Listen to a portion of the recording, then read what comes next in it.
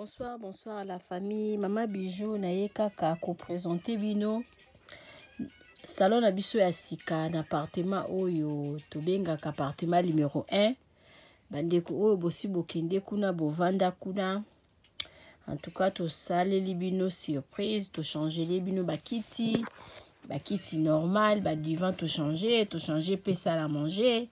Et pas la mission de musala, donc musala ezokende nango malamu, mama Nadine umela otala salon na biso ndenge to changer bakiti, to changer les bino pe sala manger.